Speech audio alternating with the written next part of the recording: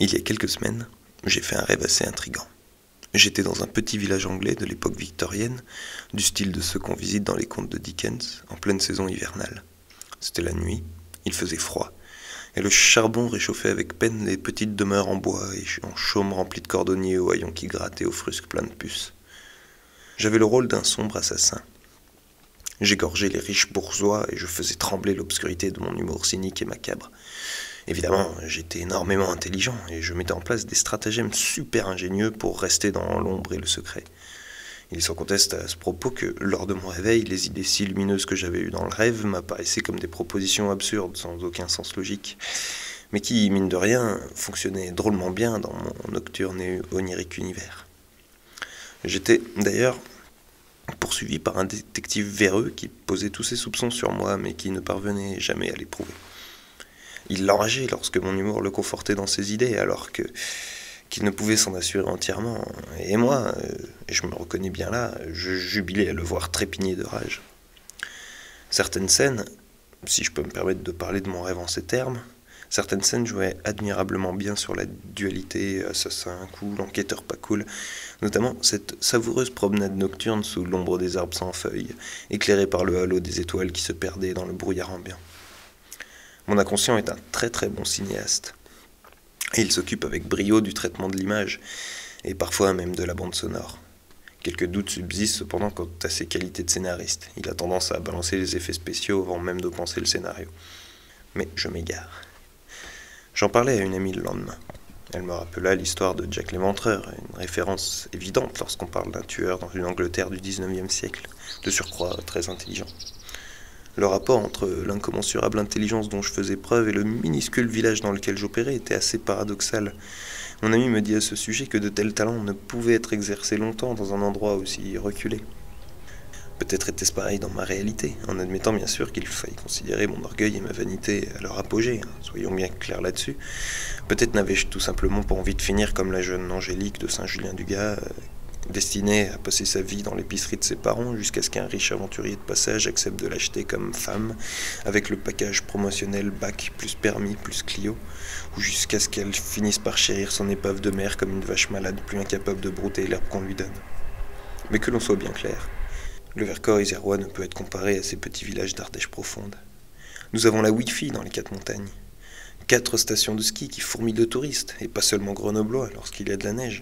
Une web TV personnelle, collaborative, une radio, un lycée collège climatique, un passé passionnant et sanglant, et un gros festival de psytrance début juillet. Que celui qui s'est cru plus évolué parce qu'il habite à Lyon et qui n'est pas capable de différencier une chèvre d'un mouton vienne en face de moi, que je lui rayonnais. Ah oui, bien sûr. On n'a pas 12 boîtes de nuit par rue, mais ici au moins, on crie pas à l'apocalypse quand il y a 10 cm de neige sur la route. Mais je m'égare.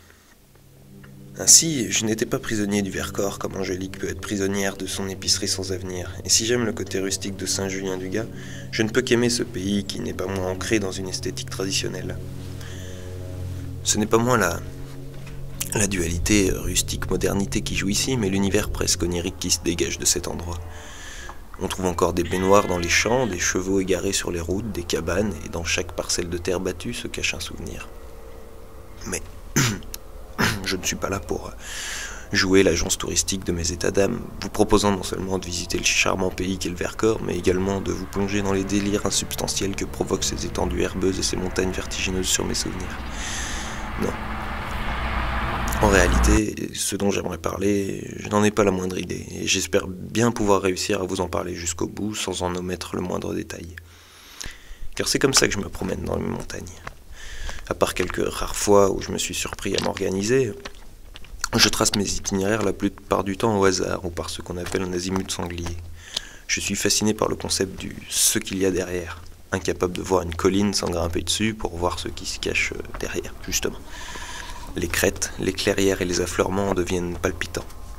Ce n'est plus seulement cette idée d'inconnu, de paysage qui se découvre progressivement comme dans un jeu vidéo vintage de course de voiture, mais c'est également l'envie de prendre conscience de qui se trouve autour de soi et d'en prendre possession.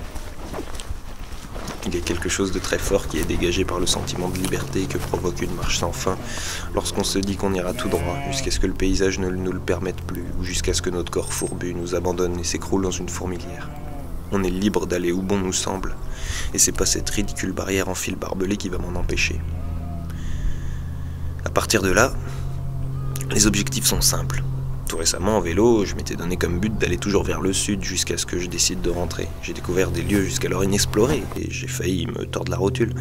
Il y a de cela 2 ans, nous étions partis avec quelques amis comme but d'aller le plus haut possible, rejoindre les crêtes pour y construire un cairn à la mémoire d'un ami décédé dans un éboulement de parois.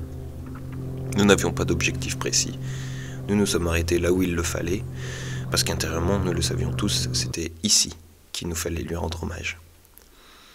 C'était d'ailleurs un moment magnifique qui a suivi une jubilatoire cavalcade dans les pierriers, où on a encore tous risqué notre vie. Car bon, malgré la sauvagerie dont peut faire preuve la montagne, il est toujours rassurant de savoir qu'elle a encore le contrôle sur nous, plutôt que de se voir mourir lentement à cause d'une alimentation cancérigène à 75 centimes le kilo. Et nous le savons tous très bien. Il y a 4 ans, un ami est resté coincé 3 jours au fond d'une grotte, au Mexique, la jambe tordue.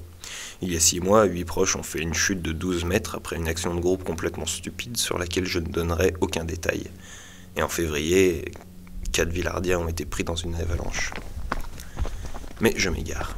Je ne voudrais pas vanter les mérites du vertacomicorien moyen qui survit chaque jour à sa montagne en vous énumérant chaque accident qui nous ont touchés, mon entourage et moi. C'est pourquoi je vais revenir un petit peu en arrière.